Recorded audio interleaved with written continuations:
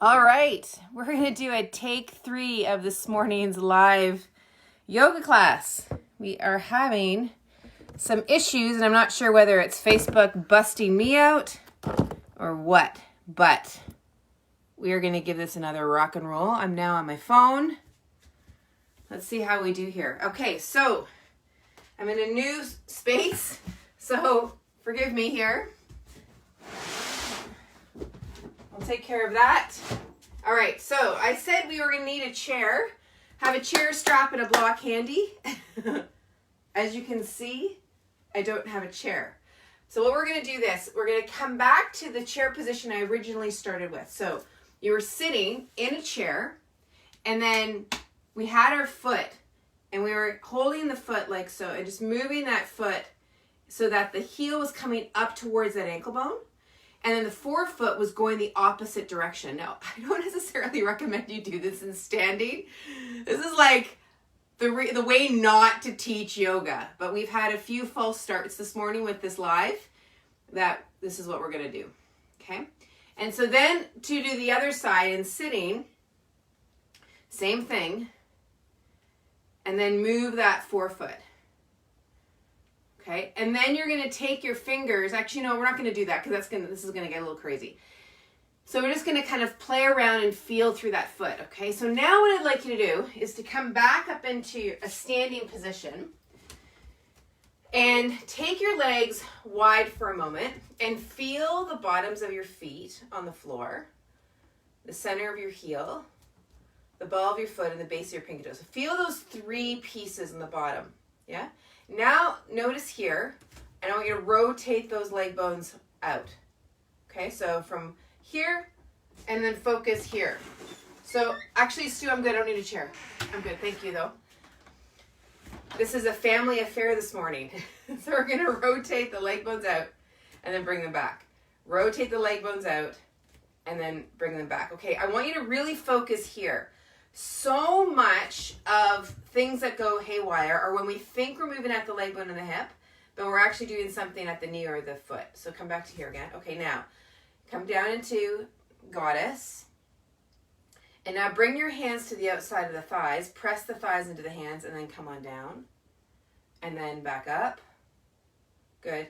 And then come on down. Good. And then back up. All right, now feel those 3 points of your feet again, and then come back down.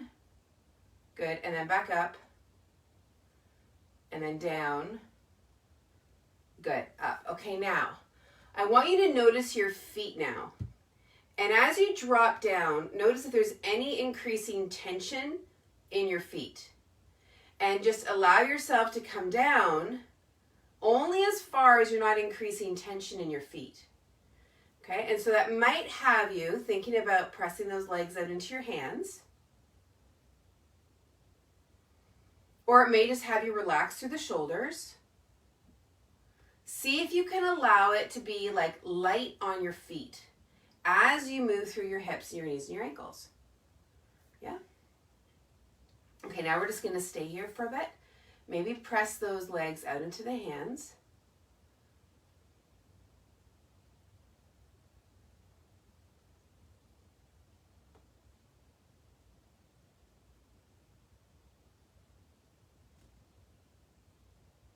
Good. All right, good. Now coming up. Good. Now bring the legs back together. Now notice what your legs feel like.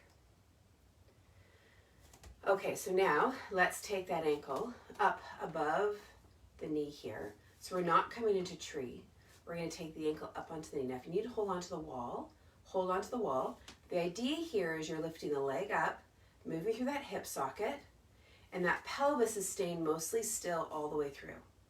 Now from your hip and your knee and your ankle, slowly lower and lift. And then notice what happens up through the shoulders and in through the neck.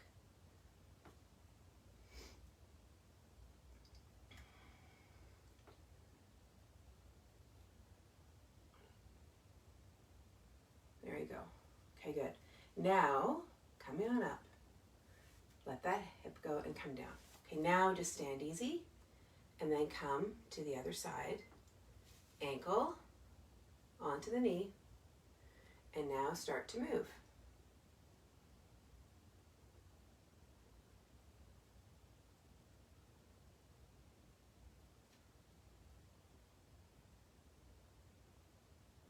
just feel now your feet, your knee, your hip. Notice what goes on up and through here. If there's anything starting to grip, that's more of a bracey, kind of like an iron balloon kind of feel in your abdomen. Good. And then come on up. Okay, ankle comes off. Now just stand easy. Now feel what you feel. Okay, now we're going to grab the block. So I've got a block here. I'm going to turn 9 degrees to you guys. And on the block, I'm going to hold onto the wall with my one hand, and I'm going to gently swing this other leg. So what I'm not doing is I'm not generating the movement from my back. It's from this leg. Now remember, the leg has between 3 and 11 degrees of movement, of flexion, or rather extension. So there's only so far you're going to actually go here. I'm going to take your hand to where the gluteal fold is, where your bum meets your, well, it's not where your bum meets your leg, but it's the shape of your bum meets your leg. And then feel that into your hand. Allow your pelvis to be quiet. See if you can keep that knee straight and have the movement all through this leg bone. Good. And then come on down. Good. And then here, stand. Now notice if there's any distinction in what you're feeling through your body. Okay, good. Let's go this other side. Good. Okay, now come on up here. And, whoops, wrong side. And swing.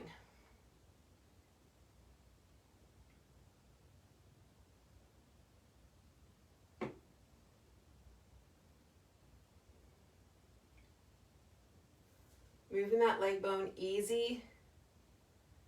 Just remembering that the amount of actual range is between 3 and 11. So we're not doing a whole lot. Because if we go further, then the pelvis will come into an anterior tilt, which is fine. It's just not the intent that I'm going for right now. Okay, good. And then let's come down. And then stand. Good. And now notice what you feel. Take your legs wide again into goddess. Okay, so we're going to rotate those leg bones. Now just notice the quality of the feel. If there's anything new here. And it may be not through your legs and your hips that you feel the distinction. It may be actually up through your neck or your upper shoulder area that you feel the distinction. Lots of people overutilize through their neck and their shoulder to come down into their hips. And that can have a real impact on your knees, surprisingly, I know. Even on your shins, into your ankles and your feet. Okay, come on up now. Rotate the legs back. Okay, now we're going to rotate just one leg. We're going to prep ourselves up for a little bit of triangle so that the pelvis is on a slight diagonal. And we're going to hinge. And then we're going to come back up again. We're going to hinge. Now, it's really common in the practice to do this, right? See how we shimmy those ribs? What ends up happening is that we're now shifting between our pelvis and our rib cage. The idea has been over time that it's meant to keep the sides of you long, but ultimately when you see people do this, they end up side bending anyway. So I want you to think about moving through the hips, keeping this area here connected. I'm not even going to use the word long. What I'm going to say is as you are in standing right here, maintain that and have the movement be generated through your hips so that these guys are still the same length. We haven't gotten any longer.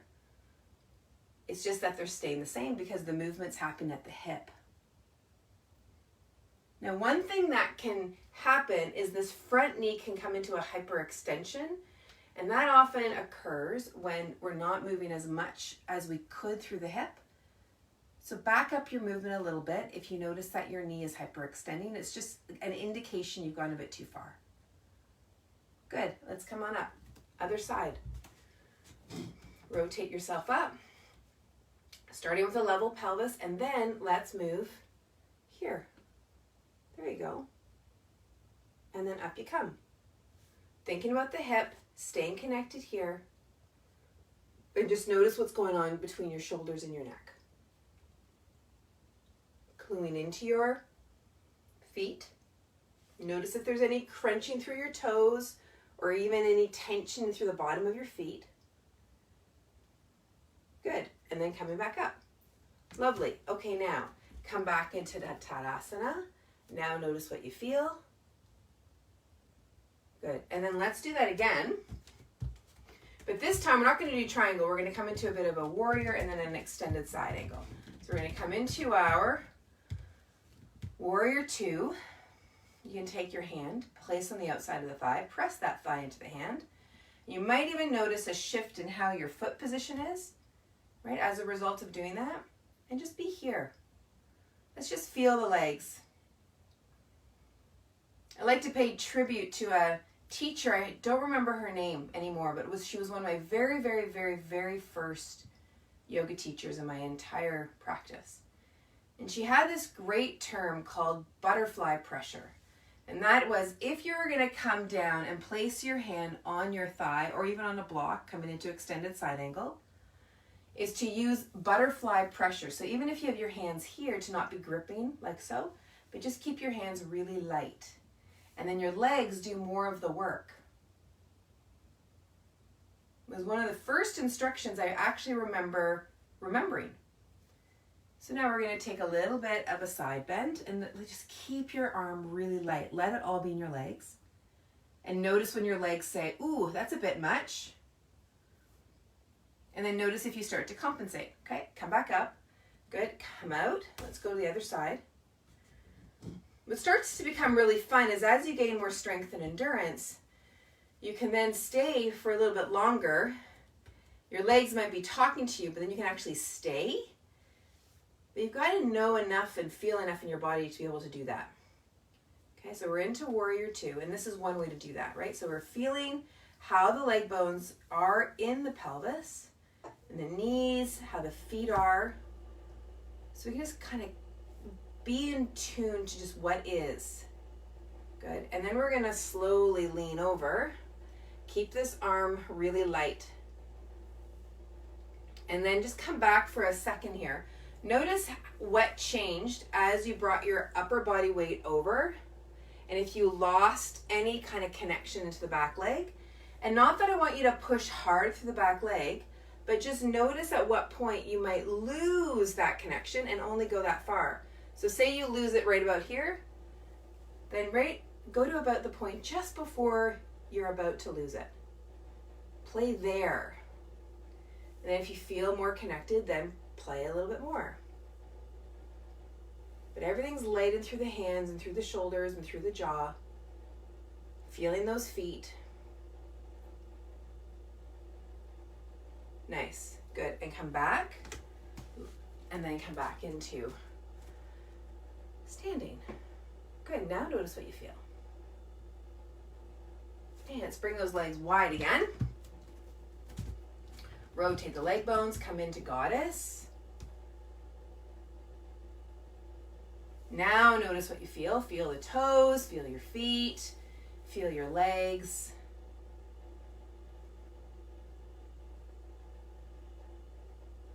Maybe take your hands to the back of the legs. Good, and then come up. Okay, bring the legs back.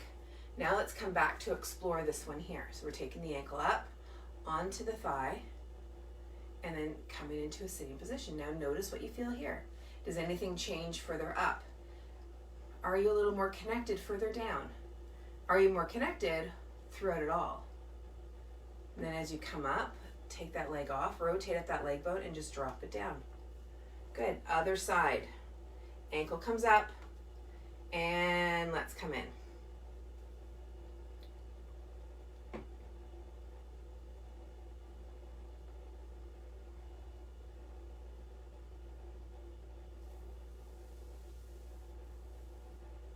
Good job, and then come in on up.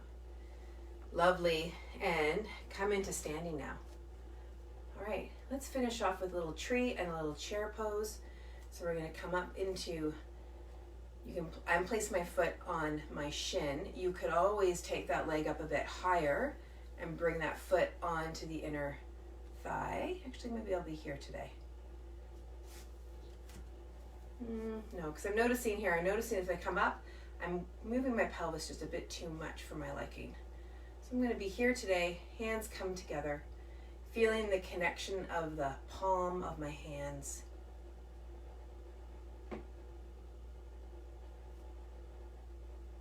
And then bringing that leg down. Good. And then other side. And just notice, as you want to lift your leg, are you lifting up through the base of your neck? And can you not? Can you just lift your leg without utilizing the base of your neck and your shoulders? So often, it's amazing to recognize the relationship between your shoulders and your hips. And it can be something as simple as that. That when we are aware of it and can change it, it changes everything. Good. And now let's come into a chair. Just come on down now. So we're moving through the hips, the knees and the ankles. Good. And then back up again. Let's do it again. Hips, knees, and ankles. Good job.